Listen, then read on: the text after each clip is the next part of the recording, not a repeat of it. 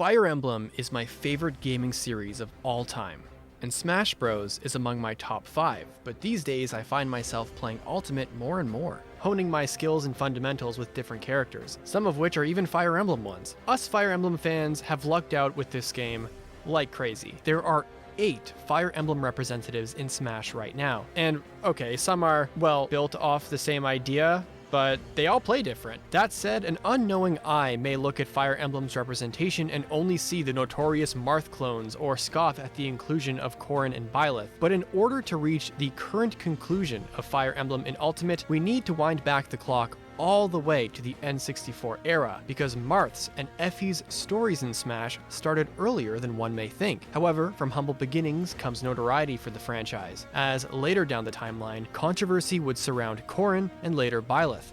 And heck, there was even some censorship to boot.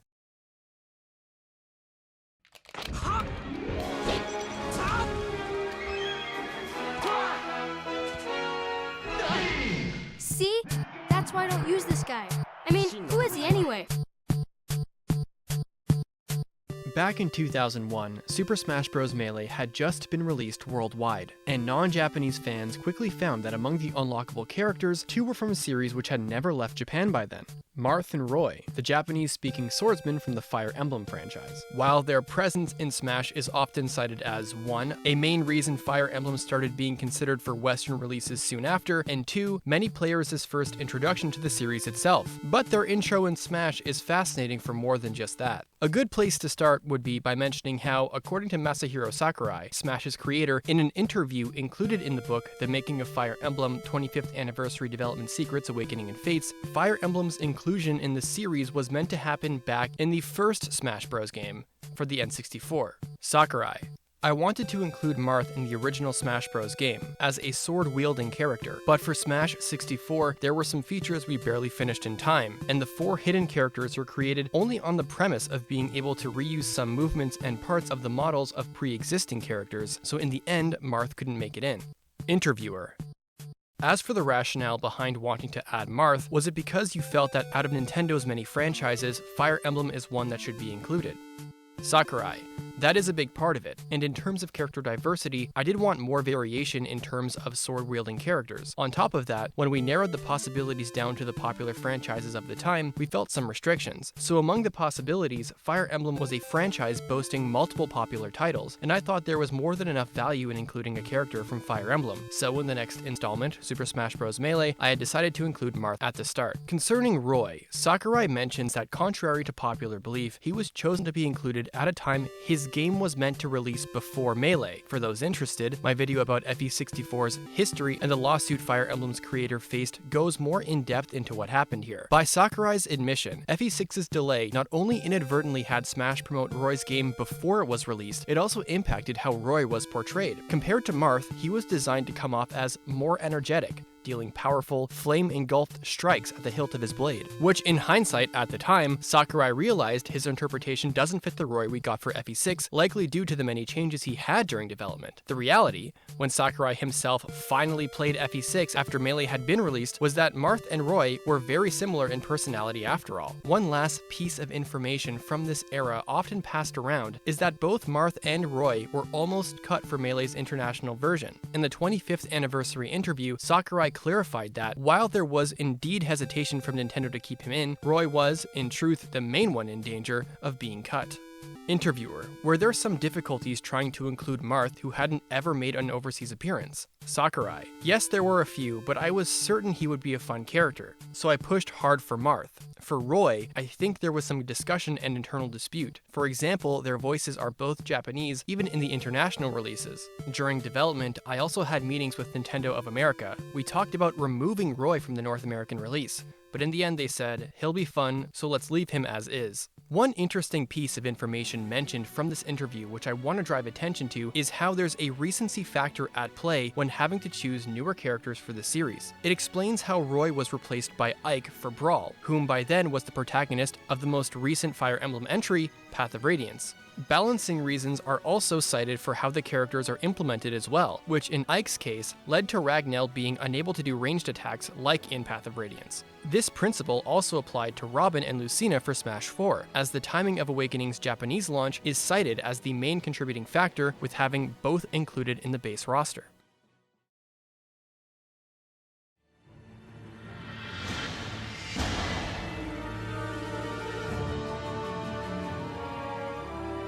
I'm so sorry, everyone. I feel like I have no choice but to...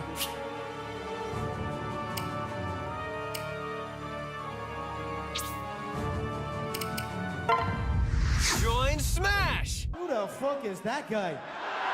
Who the fuck is that?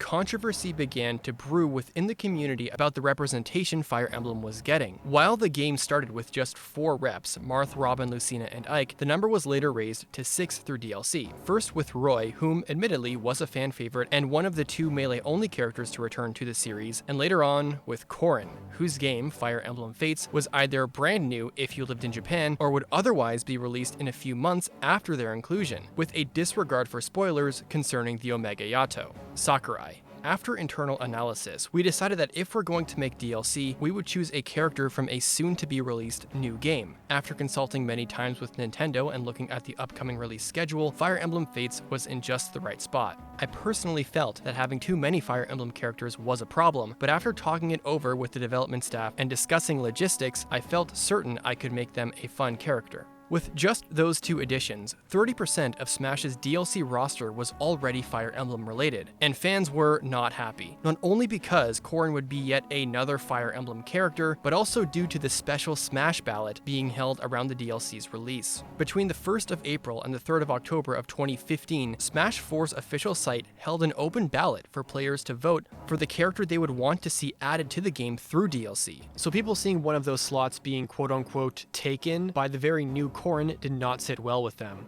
Of course, this is assuming the Smash ballot had any actual influence in character selection at all, given that there is evidence to point out that Bayonetta was decided before the Smash ballot concluded. An often made complaint at the time was referring to Smash Bros. As a celebration of legendary video game characters, not an advertisement for characters that one quite literally knows nothing about, which isn't exactly fair, given Smash as a series is also an advertisement for the IPs being presented, but the complaints were understandable. After all, Mewtwo, Lucas, and Roy were returning to the series, and Ryu, Cloud, and Bayonetta are established and mega iconic characters. Corrin fits neither legacy, but instead a standalone advertisement for a new game that may or may not have already come out. Also, by this point, fans were already disliking how every Fire Emblem rep was a sword user, and while Corrin's moveset was quite unique in comparison, that did little to quell the hate. I just finished it. An extra special hex just for you. And before moving on to Byleth, there's also an interesting piece of censorship controversy that I want to bring up. Footage of a special 3DS version of the game sent to the ESRB for moderation surfaced online before its official release, and among the many leaks it contained, one of them featured a trophy of Fire Emblem Awakening's Tharja, which ended up nowhere to be found in the final version of the game. While no official reason has been given, it's widely believed it was removed to avoid raising the game's E+ rating to T. Ultimate also happened to feature some small censorship with Fire Emblem that caught the attention of fans. Censored spirits, namely both Tharja, once again, and Fates' Camilla appear in this game as spirits, but with notable liberties taken with their artwork. In Tharja's case, she uses her awakening portrait rather than her official full-body artwork, unlike most characters. With Camilla's, her reused Fates artwork was slightly tweaked to have her hair and bust strap cover her cleavage. Taking into account how Tharja's trophy for the 3DS version of Smash 4 was axed outright, nowadays it's generally assumed that both ladies had to have their appearances censored to avoid raising the game's rating. But it's not like Fire Emblem's ladies are the only case for this, as Bayonetta, Pyra, and Mithra's outfits are less revealing in service to a lower rating. Now then, with some censorship cameos out of the way, let's talk about the 8th Fire Emblem character. The controversy surrounding Fire Emblem and Smash would finally come to its apex through Smash Ultimate, notorious for not only featuring every character previously seen in the series, which for Fire Emblem meant that Smash 4's representatives and additions would be carried over, but also through the addition of Chrom, whom previously scored high enough in the Smash ballot to be included as a clone/echo fighter of Roy, meaning that, with base Ultimate, Fire Emblem had 7 representatives in the game. And then Byleth was added via DLC as the final character in DLC Pack 1, and with that, fans were not happy. So you return, and sooner than expected. I see. Too many swordsmen, are there? And you wield the sword as well? What will you do?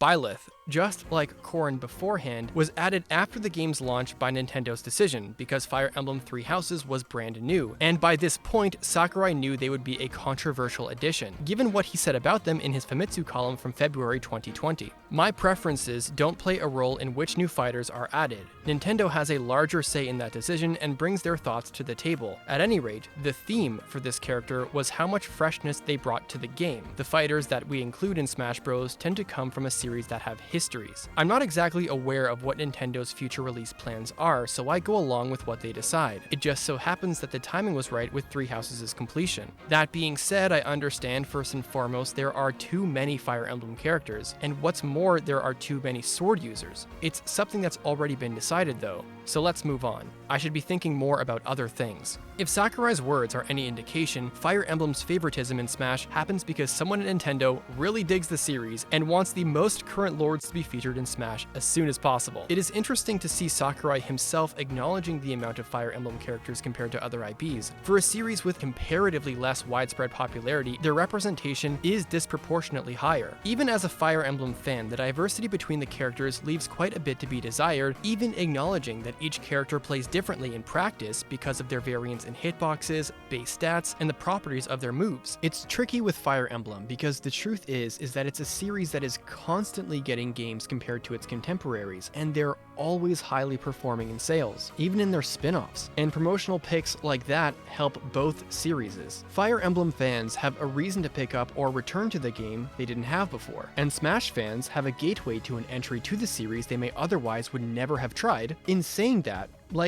yeah, all the main characters have swords, because that's a Fire Emblem thing. Swords are just a very common weapon of choice for popular video game characters. The fact that Sakurai was able to find a bunch of ways to distinguish them from one another is impressive. That was all a bit of an analytical, neutral look at the whole situation. So while I have you all here, I'd like to rant.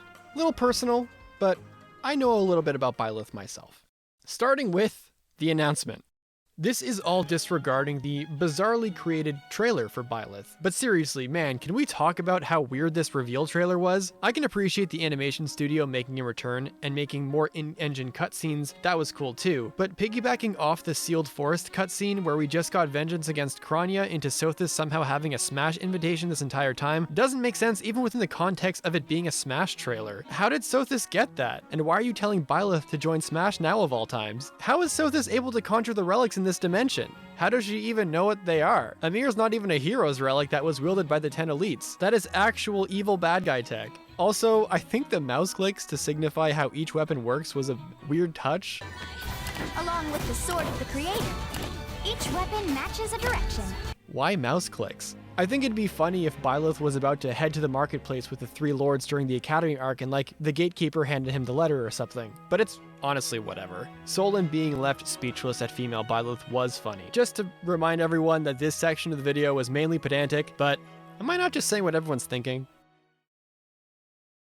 My personal history with Smash started with Melee, and in turn, so too my history with Fire Emblem.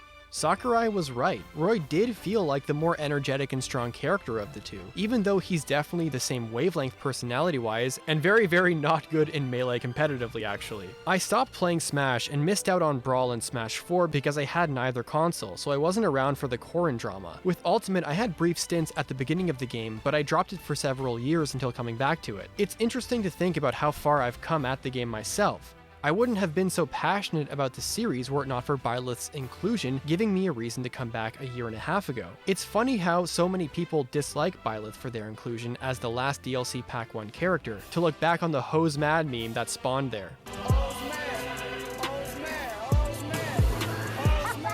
But hey, say what you want about Fire Emblem's time and release sensitive inclusions, they bring people to the series, and brought Smashers to Three Houses, and then they moved backwards in the series from there. If Smash gets the fabled deluxe version with new characters, I'm gonna assume that Alir's gonna be in there.